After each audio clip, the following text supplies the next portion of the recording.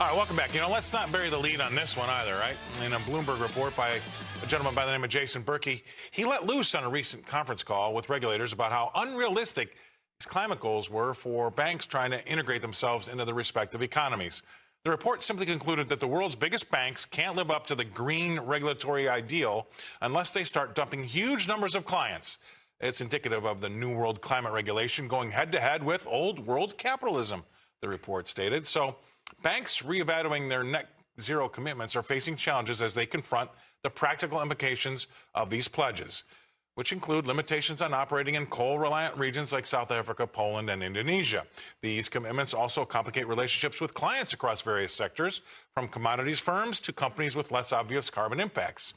In sum, the financial industry's initial rush to commit to net zero carbon footprints at that COP 2021 summit in Glasgow, that's really hit kind of a big speed bump. They're facing a huge reality check. Now, banks that pledge to reduce financed emissions and invest billions in green and sustainable deals are reevaluating these commitments after facing the complex realities of implementing such drastic changes, otherwise I would say known as the real world, maybe. My next guest has been keeping us aware of the real world and these ESG shenanigans.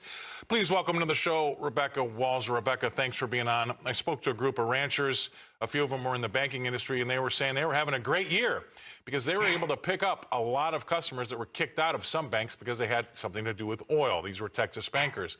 That looks to have gained some speed. Scott, thank God we finally have somebody who is actually calling a spade and saying, wait a minute, what are we supposed to do with these non-green clients? What are we supposed to do with all of the industries that are affected by oil and petroleum and are somehow petroleum related? They're not going to get servicing. We're just supposed to disenfranchise them. And there's no answer, Scott. Notice that they just want you to, and this is the point of this entire article, is run in Bloomberg as well, is that you can give us all of the requirements and we can make all the commitments, but when the rubber meets the road, when we start to go to implement this, do you actually have an alternative energy source that will fly our planes, move our cars, keep our lights on, and grow our food, which is industrialized farming with fertilizers and machinery now?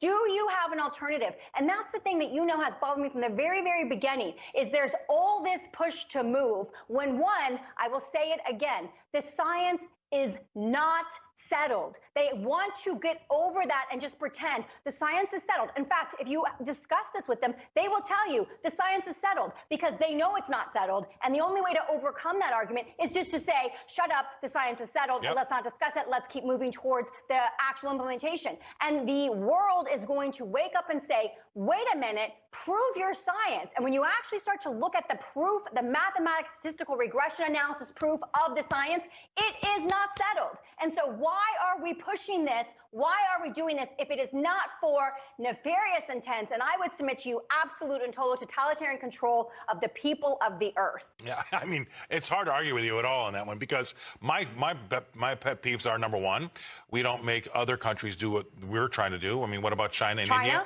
They let them do whatever they want.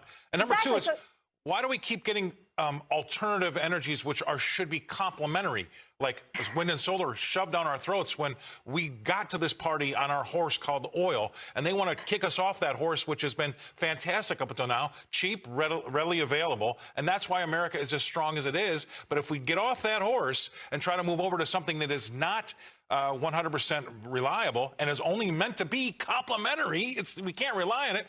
Well, then I think that really takes us down a few pegs, which I would suggest is what you're trying to say. It's nefarious. Yeah, it's nefarious. And Scott, there's other things too. If you go back into the history of America, you will see that there were actual cars that were able, the science and technology was there to run cars on water simply by separating the hydrogen atoms.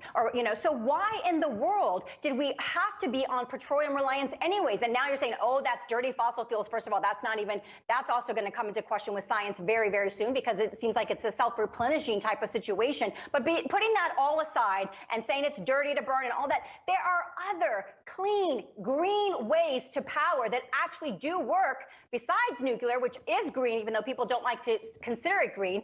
And it does work, but they shut it down. They shut all that technology down. I'm not going to say whether it was the petroleum industry or not. It probably was. But the fact is, there was alternatives that were green that we never went with. And those could be brought back instead of solar. Like you said, to your point, it's not enough. It's not going to fly planes. So we have to find other technology that is green. That's fine. But the technology and the solution, Scott, isn't to go ahead and implement regulations on a very aggressive net zero by 2030 basis, which will basically bring us back into, non-electrical grid, back to the dark ages, to be honest. I'll grow a beard and look like the caveman they want me to be.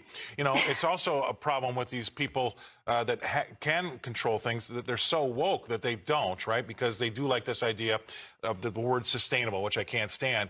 And so much so that, we've gone down this road, a lot of the viewers of this channel, of this ridiculous Beyond Meat, fake meat, and then now even lab cultured meat to try to put our ranchers out of business, which I wholeheartedly believe that's what they're trying to do.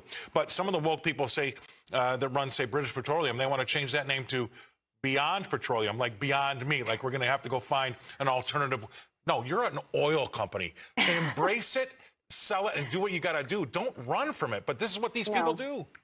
Yeah, no, but it's okay because we will have oil and that will continue, and maybe it will be augmented and supplemented by new technology that is green, but it is not the technology that we have today that they want us to move towards with regulations. They are really okay with us only flying 3,000 miles a year if it's necessary for business. And for the rest of it, you can't go to the islands, you can't go to Europe, you can't take a cruise. You're not going to do it because in their world, it's not sustainable. So, I mean, this is a really way for them to depopulate the planet, to stop and it's already working. We've talked about this before, how the younger people and the Gen Zers aren't wanting to have children because they feel so guilty about the carbon footprint their little baby comes into the world creating. Everything has a carbon footprint. You can't get away from it. And it's like, you know what? Is this the end of the human race? Because we want the trees to be green, and I want the planet to be saved. I am not, an eco-terrorist. I want our country and our world to be healthy. But this is not the way to do it. Let's have real science,